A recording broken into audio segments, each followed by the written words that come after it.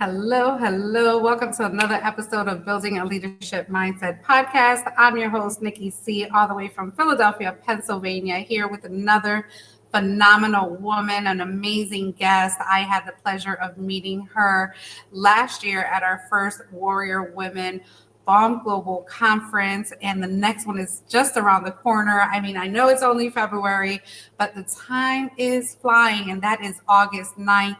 More information on that at our website at www.buildingaleadershipmindset.com/events. You definitely want to check out what we have coming up. I also want to send a huge shout out to our sponsors, the fabulous Dr. Carolyn Bob Green, who is our lead sponsor of this podcast right here, Making It Happen. Julie and Noah from Breathe Capital Planning, Top Fox, which is the lead sponsor of our upcoming book, Taking Off the Shades, which launches in Chicago at our Empower to Inspire tour, which kicks off May 17, 2025. You definitely want to go on the website and check that out. Lock in your spots. We have a long list right now of inquiries, but we are starting to take sales for that. Get your tickets. You don't want to miss it. And a shout out to my son, Vicente Cuesta, who actually created that theme song in our opening number for the Make It Count theme song. So super kudos to him. Love his gift and more to come on that. But without further ado, let me get this beauty on here. She is none other than Marquette L. Walker. She is a talented speaker and advocate for personal growth and resilience. With her powerful book, Divorced But Not Defeated, she shares her own journey of overcoming the challenges of divorce, finding strength to thrive. Through her personal anecdotes, practical advice, and motivational insights, Marquette empowers readers to embrace their new chapter with courage, hope, and grace. Her transformative path of healing, growth, and empowerment is in the face of adversity, inspires others to find their own resilience and inner strength. Marquette's work serves as a beacon of light for those facing difficult times by offering guidance and support to navigate life's challenges with grace. Let's get her right on here. Hello, Dr. Marquette. This is the first time I get to say congratulations on your doctorate degree. So much has happened since last year. How are you feeling?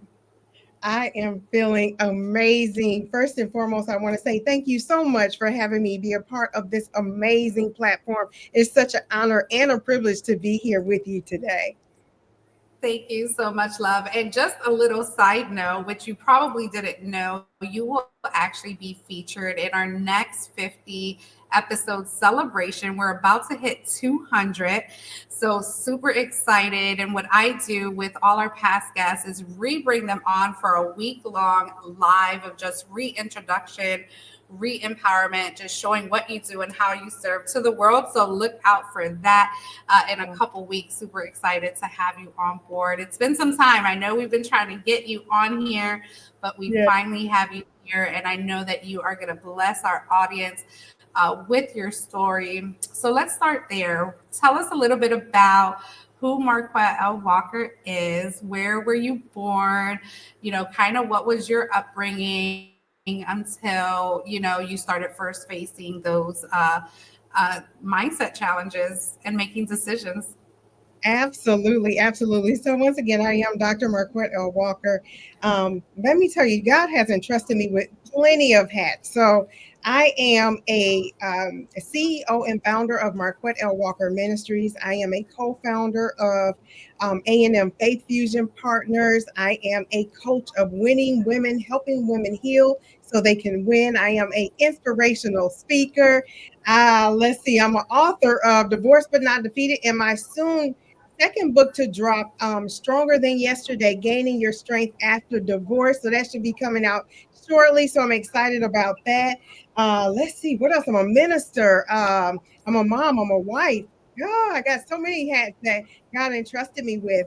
But to take you on a journey of uh, where I had to come to a point where I had to learn what resilience was. So I was born and raised in the church.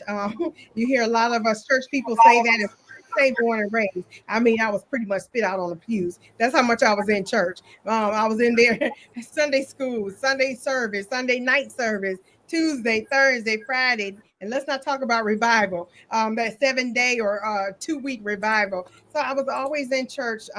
But the key thing of that was there was one thing that I gravitated towards in church that I saw a lot of is marriages. Marriages, they seem so happy. Like everyone was so happy and loving, and they would hold hands and they're talking so sweet and kind to each other.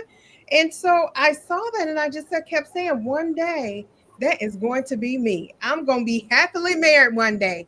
Well, no one told me about the ups and downs and ins and outs. And half of them that was smiling at church, they could have just had a fight right before they walked in the door. So they didn't let me know that I had to fertilize and water my grass and do all of that. They don't tell you all of that. They just give you the facade of it. So I fell in love with the idea of being happily married. Not only that, so holding on to that idea, but then also my parents were, they were married for 18 years. My dad decided to divorce my mom, and I never forget the day she came home from the court, and she had these crocodile tears in her face, and she was like, he doesn't want me. And oh my God, 11-year-old girl. I was 11 at that time. I just saw the tears. I saw the hurt, the pain. I saw rejection. I saw abandonment. And what I did is I internalized all of that. So all of those things that I just named, it was a wound for each one of them. So I was cut all up in the inside starting at 11 years old and not even knowing it. So you talk about childhood trauma. And so now I'm still, remember, I'm holding on to that idea I'm going to be happily married. But still, on the other hand, I got all these wounds on the inside, not even knowing. And so as I'm growing up to young adults, and then I eventually got married. And let me tell you, it wasn't looking like what I saw at church. I said, hold on, this is not it. This ain't it. And so I was out of there. So it's more to the story, but you read my book and it got more details in it. But I was like, this is not it. This is not what I saw in church. And so it ended up in a divorce. But then, now mind you, still hold on to the wounds and stuff that I talked about. So now I'm going on to number two, and I get married again. Oh, it's not going like I saw in church. And you know what? I've been married so many times. I tell people I had to start naming them. So number one, it was just I was simply naive. Number two, shame on me because I married the same guy just in a different body. But it stemmed from the childhood trauma that I was carrying throughout my life. And so it took for my father, who divorced my mom. Y'all remember that? Divorced my mom, and he said, so I was planning my third, yes, y'all. And I'll tell y'all another part in the Bible because I used to call myself the modern day woman at the well. But when I got to number three, I remember inviting my dad once. My dad said, wait a minute. I understand marriages have their ups and downs, their ins and outs.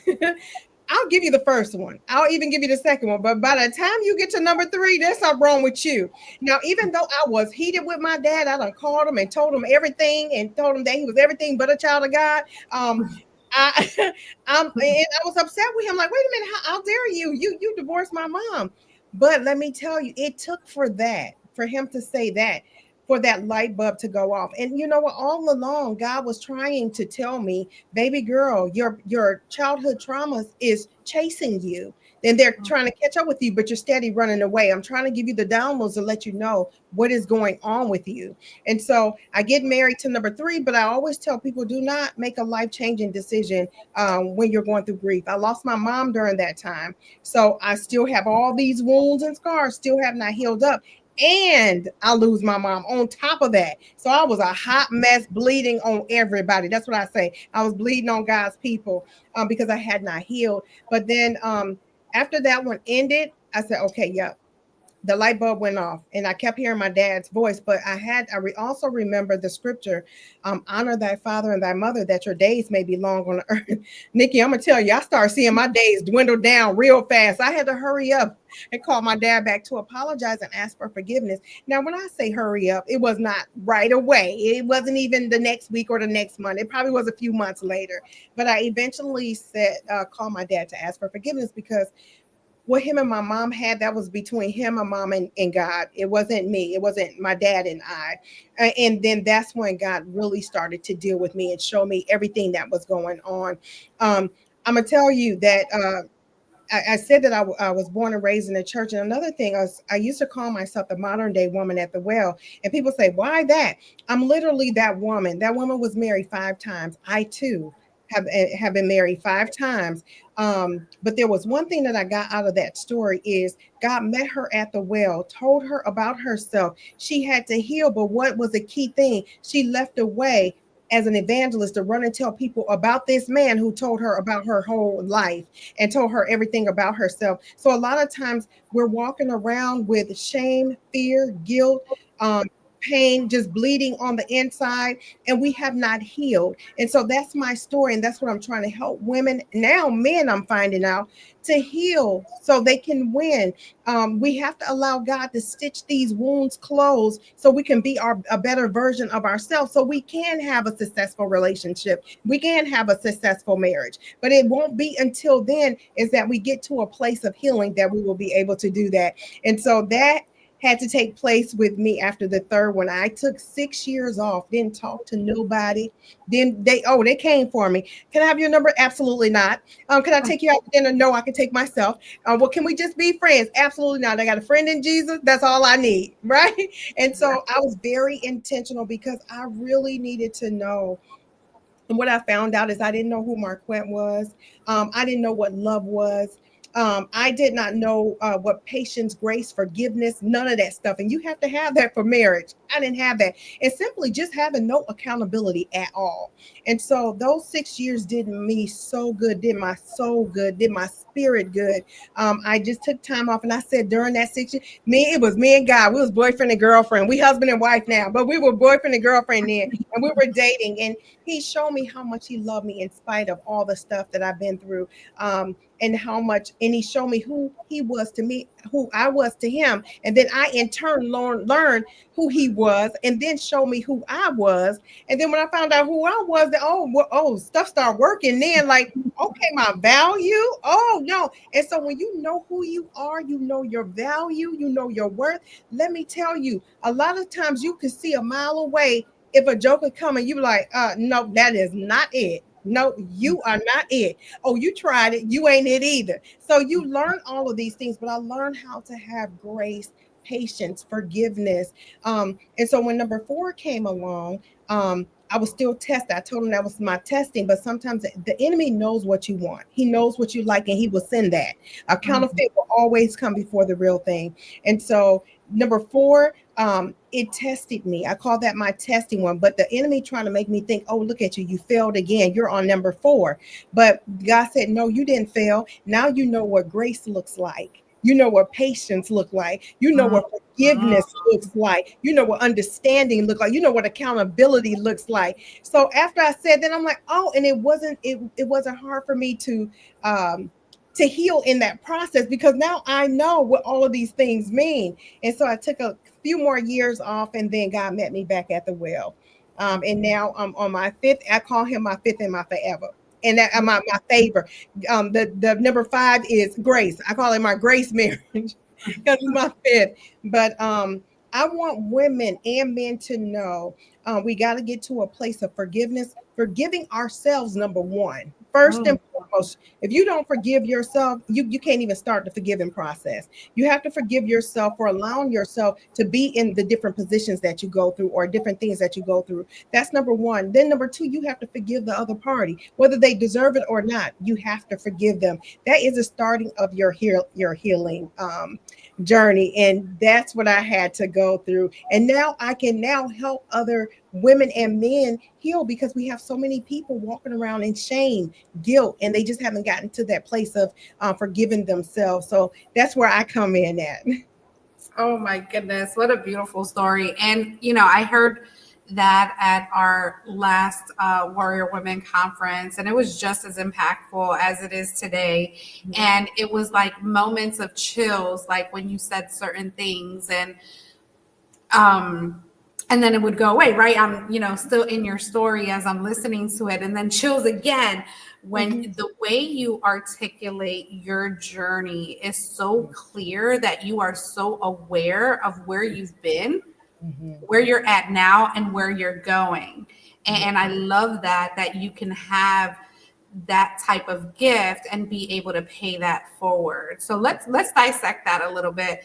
Mhm. Um, we have, our parents, we have something that happened to us when we're younger, and we start to internalize that. We start to make that our problem. Was it even, did I even have a factor in it? You probably asked yourself, was it me? Was it, you Yeah. know what could it have been? And then and I'm such a lover.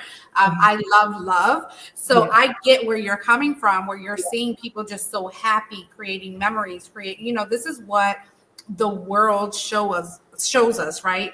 Absolutely. They don't give us a playbook Mm-mm.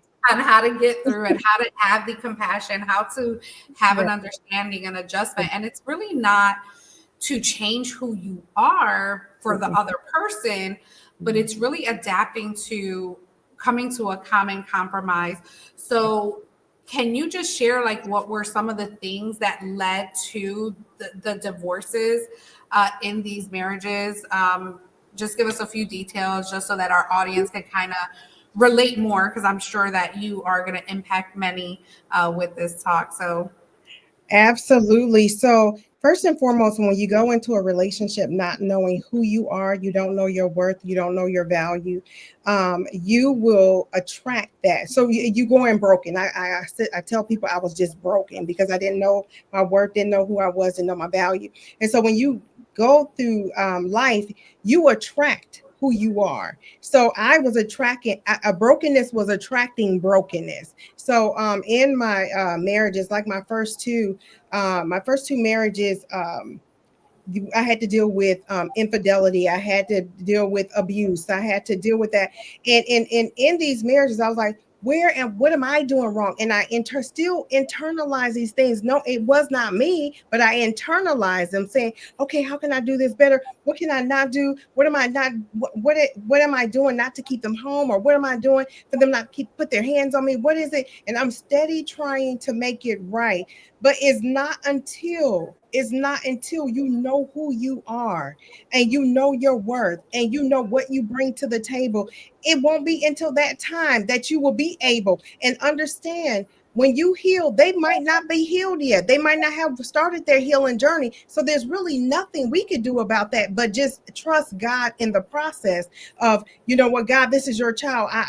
Whatever needs to happen there, let that be. But you need to allow God to work on you, so you'll be able to understand why are you in this type of relationship. And so me seeing, now my dad was not abusive to my mom. I never saw that, but I did see infidelity. So when you see that as a child, sometimes you internalize that, and sometimes you think that's the right thing, right? You yeah. think it's right, and it's not right. So it all stems from parents. We don't understand how we mold our children. And no child want to see their parents get a divorce, especially if you had a happy life. And we had a really good life. My dad's a police officer, my mom was a nurse at the hospital, so we had an amazing life. And so we didn't see any of the craziness. Even when they did start to go downhill, we didn't see that, because my dad never argued with my mom. My mother had tone. Now we used to start to see the tone. And but the thing is that we see things and we think it's normal. And Yeah. so then we go into relationships and think it's okay, and it's not okay. But the thing is, do not enter into a relationship until you know who you are, because when you know who you are and you know your worth, you already know that there's some stuff you're just not going to put up with, because you know you're better than that. And so that's what I Yeah. had to learn. Yes, I love that. We're actually coming out, the Ladies of Leadership is coming out with Taking Off the Shades, which was stemmed from a conversation that we had in our community group. We meet on Mondays and Tuesdays. And someone had just randomly asked, like, why do we always choose the wrong one? Right. And someone ran really quick. One of our members, my cousin from Puerto Rico, It she put and on you some know what? glasses. And it's not that right. Go ahead. Oh, let me just finish telling the story, and I want your comments on that. Uh-oh, So you're she put on the glasses, and she was like, because we're always going into the uh-oh, relationships. your internet is Do you get me now? it's a little Okay, let's give it about a second. uh-oh. Yeah, it's a little spotty. You're frozen. How about now? Uh-oh, there you are. You're Oh back. my goodness. Let me close this out. Okay. And I can snip that out. That's not a problem. But Okay. so she goes in and she has these shades on and she's like, well, because we're going into relationships with these glasses on and we're not asking the right questions. We're not really getting to know the soul of the Mhm. person. We're all worried about their horoscope Yeah. and but what about the bank accounts? Did you have abandonment issues? Were your parents separated? Do you have, relationships with your parents? How do you like the questions are not sustainable Right. to help uh, any type of relationship, whether it leads to marriage or not, or just even giving them that time. Yeah. So, with that being said, going through the four relationships, Mhm. can you share what was the conversation with the fifth marriage? How was that conversation different? Oh, that conversation was way different. We did a 360 at this point, because now Marquette knows who she is, and know that I deserve the best. I deserve nothing but the best. So my questions was digging deep in. How long are your parents still together? Did your parents them go through abuse? Did your mom go through abuse? Are they, do you still have a relationship? What are your goals and aspirations? What do you have going on now? How do you love your kids? I want to know your kids. How is that? Because now, mind you, my current husband was divorced, but my current husband, he didn't believe in divorce at all. Matter of fact, he married his previous mate 3 times. Like, I'm like, oh, you weren't trying to give up, right? But then that's also something to think about too. You married somebody 3 times. Why didn't it still work? So we have to dig a little bit deeper. But the questions I wanted to see: how's your relationship with God? Where you are as far as servanthood and caring for people. Are you a servant person, or are you a giver? Are you a taker? What are you? So my conversation was totally different, because I didn't even ask questions in my previous relationships. I really didn't ask questions because I didn't know what questions to ask. How do a wounded person ask questions? Right? You got a person that's bleeding on the inside. What questions do they ask? But can you give me a band-aid? You think they're a band-aid to your wounds, but they're not. They're addition to your wounds, which makes your wounds deeper. Yeah. Oh my goodness. Powerful. Yes, yeah, it was a lot. So it was totally different. And the good thing about it, and I tell people, you just have to know, once you know who you are, your intuition to kick in. You're like, oh, something ain't feeling right about that. And you know what? And I probably ignored my intuition. I know my third one, God was definitely showing me, because at that time I was really getting back into the church, because I came out and I was getting back in the church and really wanted to do things the right way. And God was showing me some things, but my blinders was on.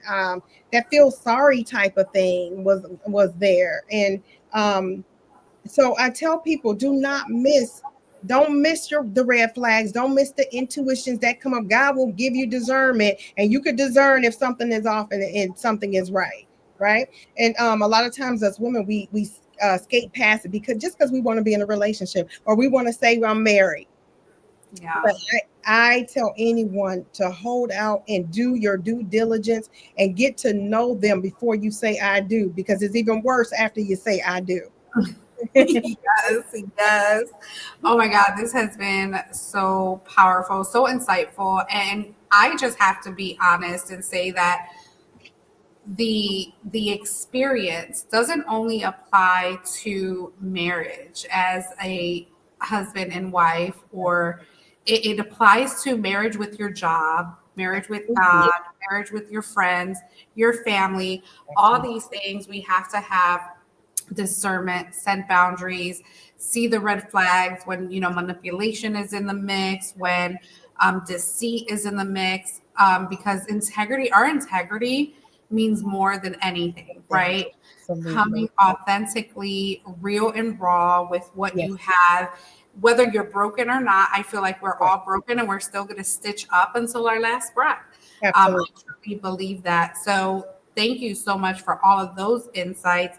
So, where did the ministry come in? How did you develop the courage? What was the mindset at the time to now build something?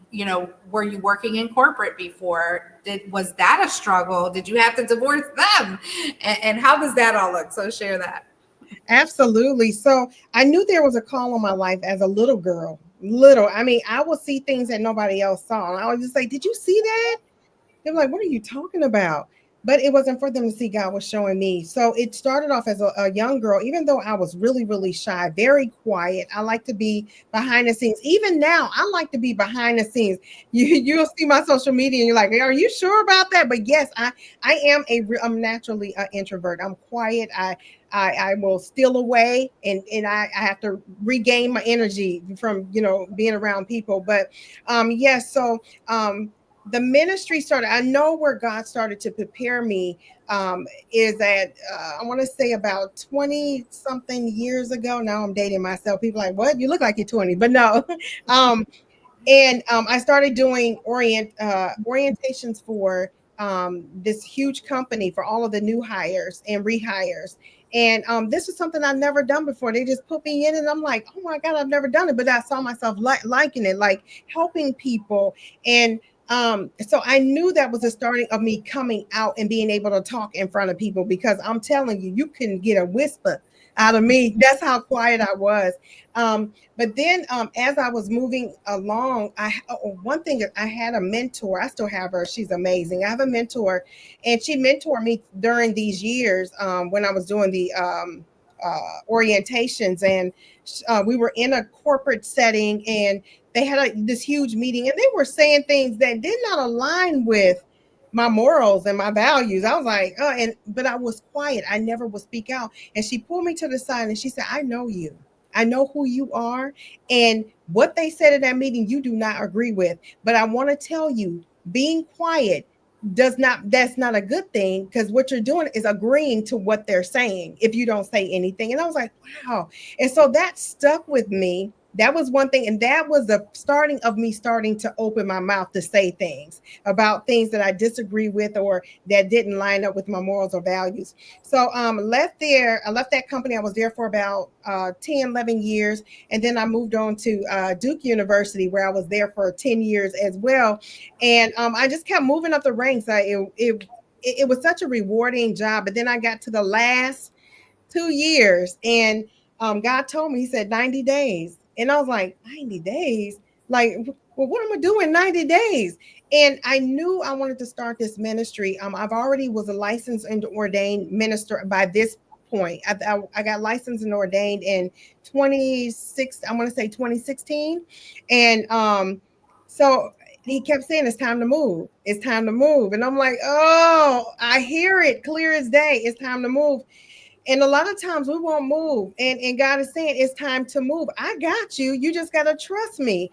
And so a lot of times God will agitate the atmosphere. Okay, well, you're not going to move when I tell you. Let me agitate the atmosphere a little bit to make you move. And I'm going to tell you, that had to happen for me to move. And when I did move, God said, I told you, I got you. I got you. So he showed me women. Matter of fact, I asked him a question. I said, God, who do I resemble in the Bible? Who is my life like? And he said, the woman at the well. Clear as day, the woman at the well. And so when he told me that, I just got a peace. And then he said, it's time for you to tell your story. Oh my goodness. This is when I found out I was no longer walking in shame. Because Mm, a lot of times we're walking around, nobody want to say I've been married. They don't even want to say they married twice, let mm, alone 4 times. Come on, we or 5. And so I finally God showed me that you're no longer walking in shame. When you could tell your story and tell it, you know, without shying back and just being open, honest, vulnerable about it. You got it. So when I told my story the first time, I got prophesied to, and this pastor that was on this platform with me, she said, God is getting ready to link you up with someone that's going to help you perfect that story. And you're going to be telling it to millions and millions of people.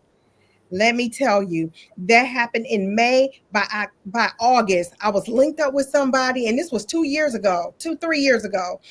Linked up with somebody, perfected the story. Now I can tell my story to everybody. yes. And you tell it so flawlessly, unapologetically, just ready to give that person permission Yes, that they too can walk without shame and give themselves grace and know that the things that we go through hmm, are for the lessons and the legacies that we're building. I absolutely. mean, that's just exactly what it is. And when you could get the power to tell a story and the way you articulate it, it's just going to hit home for many, for Yeah, millions. We've already had hundreds and thousands looking at it, and yeah, every time you either get on a podcast, you share your story, yeah, someone purchases that book, yeah, they watch the replays of your talks at different events. It's just so beautiful yeah. to see when a woman can really take their power back and say, hey, yes, I married 5 times, but this is who I am Absolutely. today, and this is how I can help you not follow that same path, or I can relate to you and help you through that journey. Absolutely. And it's not only for our church woman, it's for our everyday woman. Let me tell you. And I think about, no longer walking in shame. I remember being in my office, and I started a new position, and I had all these plaques on the wall, but the plaques had different last names. The first last, my name, Marquette, but I had different last names. And I remember one of my employees came in and said, oh, that's you. You got the award for this. And I was like, yep, that's me. But even then, I thought about how many women or men in corporate that don't want to talk about divorce or getting a divorce because we're looked at a certain way. So we're hiding, still in hiding in corporate, in churches. We don't want to talk about it. And we're scared to get promoted because in corporate, as we know, they feel like if you got a divorce, you're not stable. And that's not the case, right? And so I said I have got to reach the corporate world as well as the Christian society. We got to get past that too, because Yeah. we got so many strong, powerful women that are still walking around in shame because they're trying to climb that corporate ladder, but won't because or won't let them know that I've been married multiple times or and been in multiple relationships or anything like that because they're labeled as unstable. Oh my goodness, that is a fact. I Mhm, mean, new to me. I mhm, won't say that it's a fact, but that is crazy to even think that you can potentially be held back from greatness, from your worth, from your growth because of some decisions you made throughout life that does not define you. And we all know that, especially in this world, right? yeah, Once we start doing that personal development, that healing work, that journey, it's a whole different ball game on that. So let's take a quick break. We're going to show and feature the last highlight reel of the Warrior Women Bomb Global, where Marquette was in there. You see her a few times. Just look at the energy when you watch this video and how we were able to bring so many women together to empower and uplift each other just with being present in the room. Here we go. She is a warrior, ain't nothing gonna slow her down. She is a warrior, yeah. She is a warrior, ain't nothing gonna slow her down. She is a warrior,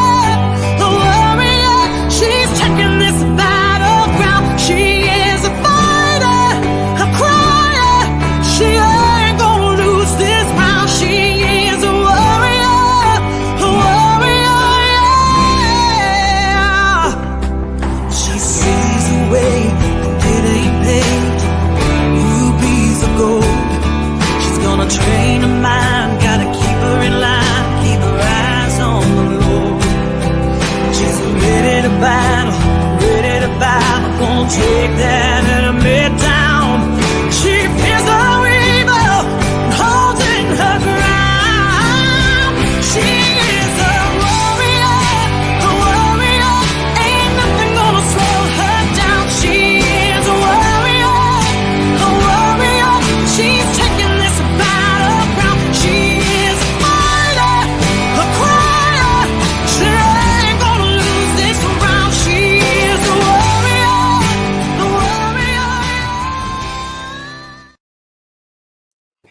Oh my goodness. I can get chills over and over every time I watch that video, and just all the smiles.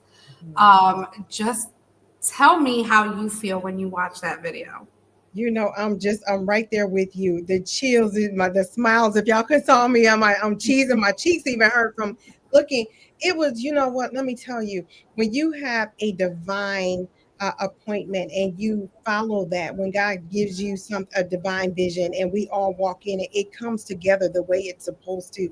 And that room was filled with so much electrifying energy from each of the speakers, even the people that just came to be a part of the summit. It was amazing. And you talking about vulnerability in the room, authenticity in the room. It was just real, just realness. People were able to tell their stories, and these are true life stories. And I tell people, these stories are not for us. God just chose us to live it out, but He knew He will protect us to be able to tell the story for people that's coming up behind us. And so that video is so amazing. I like I said, my cheeks is hurting from smiling from that video, and I just get the chills as well watching that, because I know that was a divine assignment to bring all those amazing women in one room to tell their story. Yes, and the fact that we get to do it once again is just even a blessing, to have you come back and bring just another level to that room. I'm just super excited. August 9th, 2025. Connect with myself or Desiree. Go on to buildingaleadershipmindset.com right now. The tickets are available. It's going to be in Canandaigua, New York, right on the lake, a beautiful scenery. And it's ours. It's ours for the day, where we get to, again, just support and uplift our stories and share them with the world, and continue to make more moments like that. Thank you again. So what are you working on now? I know you said you have an upcoming book. What are some of the services that you provide? How can people get a hold of you? Tell us all of it. Absolutely. So, we got so much stuff going on. So, as I stated earlier in the podcast, I do have a second book soon to drop. Stronger Than Yesterday, Gaining Your Power After Divorce. That was soon to drop here shortly. I cannot wait. I'm so excited about that. We also have the Power of We conference coming up. That will be held in Jacksonville, Florida. So we are so excited about that. That will be at the Hyatt Regency Jacksonville Riverfront. And if any of you guys are out there, if y'all in the Florida area, come on down and spend some time with us. It is a 3-day weekend, and we have comedians, we have DJs, we have praise and worship. We have it all in one building. You don't even have to leave the hotel. Everything is right there in the hotel. So if you're not doing anything April 11th through the 13th, come on down and visit us in Jacksonville, Florida, at the Hyatt Regency, Jacksonville Riverfront. So we have that going on. Let's see. Oh my goodness. This weekend, I'm heading down to South Carolina to Powerful on Purpose, supporting them in Columbia, South Carolina. And then let's see, we're preparing for the Power We in October. October, it will be October 10th through the 12th. That's going to be here in Raleigh, North Carolina at the Hilton. I'm sorry, Hilton North Hills, Raleigh, North Carolina. So that's October 10th through the 12th. We have that going on. So we're preparing for that. We'll be looking for speakers for that. So I can't wait for that. So exciting. Let's see what else is going on. Oh my God, I feel like I got so much. Receiving some book awards. One in June, I have the Black Authors Book Award, the International Global Book. I got an International Book Award, got that one, and then also the Global Book Award as well. Received a award from that. So I am just so excited, getting ready to be with you ladies in August. I cannot wait to be there. Let's see what else we got going on. I think that's it for right now. But how do Is you that on your website? Yes, it's all on the website. It's all on the website. Our website is scrolling at the bottom, www.marquettellwalkerministries.com. You can also connect with me on all social media platforms, Facebook, Instagram, TikTok, Threads, everywhere. You can find me. Also on LinkedIn as well, on the Marquette L. Walker and Marquette L. Walker Ministries. Let's see, what else was there?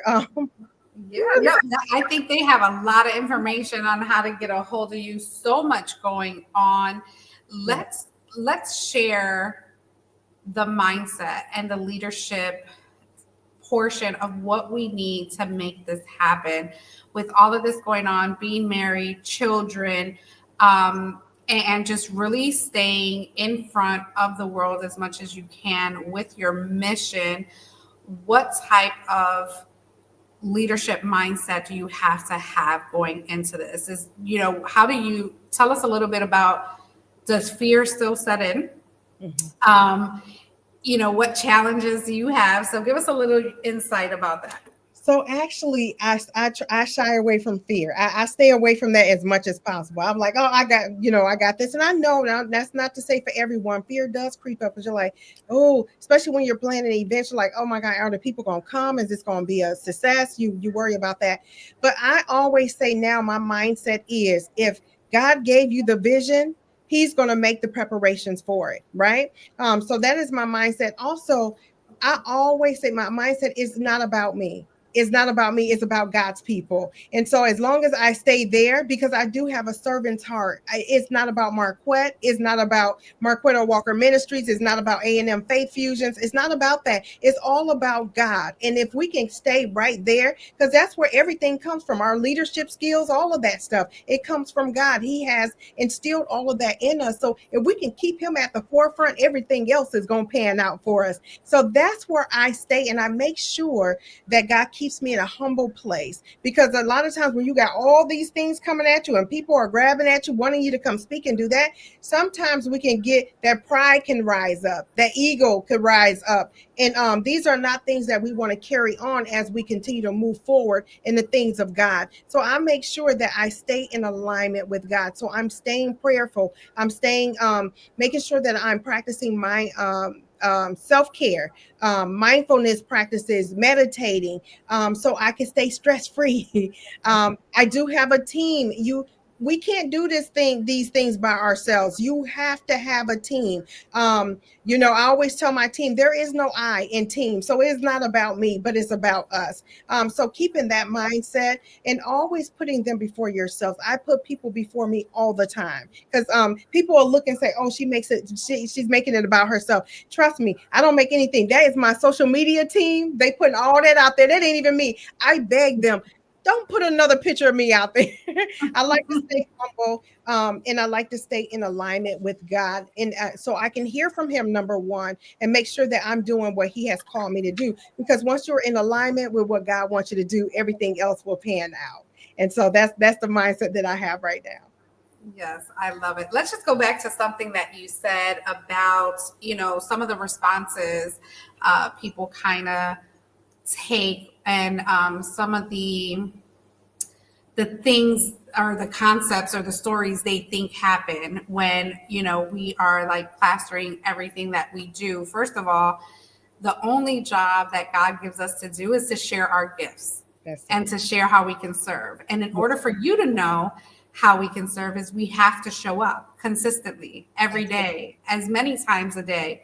And it's really not, and I love that you said that you are a servant leader, because that's what servant leaders do. They make sure that the messages are getting out there. So I want you to understand, if you're an entrepreneur, you're looking to get in that space, don't worry about what other people are saying. Just show up. That you are actually robbing others when you don't show up. Yes. Because they don't know what you can offer. They don't know that you are the answer to their prayers, and vice versa. Right. Because there's so many times as a coach, I show up, I do these lives, I do all these things, but there's people blessing me every day. Okay. And not with, with the monetization, but right. Just with the relationship that I get. You being in the room and us being able to build a friendship outside of that room and be able to get you on the podcast, whether we are sharing our stories, we still get to have that connection. Mm-hmm. And there's more to the story than everything that people think that happens. There's struggles, there's challenges, there's still no's that happen, with the things that we're trying to put out there and people really not seeing the vision. But that is the process, and you have to fall in love with the process. That's the journey. That is how Dr. Marquette can share her story over and over again and just be able to show up for people. So don't ever stop showing up. If you don't want to go live anyway. Just do it. If you're not prepared, get yourself a nice little index card, put 3 bullet points, talk about each of them for 2 minutes. That is your inside tip for today. But thank you so much for letting us into your world, into your story. Get on her website, purchase her book, know more about her, get on a call with her, get to know her heart, and see what magic can be made, because that's really what it's about. It's about us uplifting each other, and again, putting the pieces to the puzzle, which we will continue to do forever. I'm going to give you about another minute. Just share the last few notes that you want to let our audience know, and we will close it out. Yes. So once again, Nikki, I appreciate this opportunity, but I do want to leave with the viewers. Get to know who you are, know your worth, so you can walk in the purpose that God has called you to walk in. The enemy is causing us to shrink back because we don't know who we are. We don't know our worth, and we're scared to move. And he's blanketed us with a spirit of fear, so we won't move in the direction that God is calling us to move in. So please, please, please take some time out to get to know yourself, know your worth, cancel every doubt, cancel every fear, so you can walk in the true calling that God has purposed for you to walk in. And that is my last words of encouragement for today. But once again, I thank you so much for having me on this amazing platform, and I look forward to seeing you in August. Yes, thank you so much. That is an absolute mic drop. Live your purpose on purpose, the way God has written it out to be. All you have to do is just follow the path. So thank you all for listening to another episode of Building a Leadership Mindset podcast. And as I always say, make it count. Bye, everyone.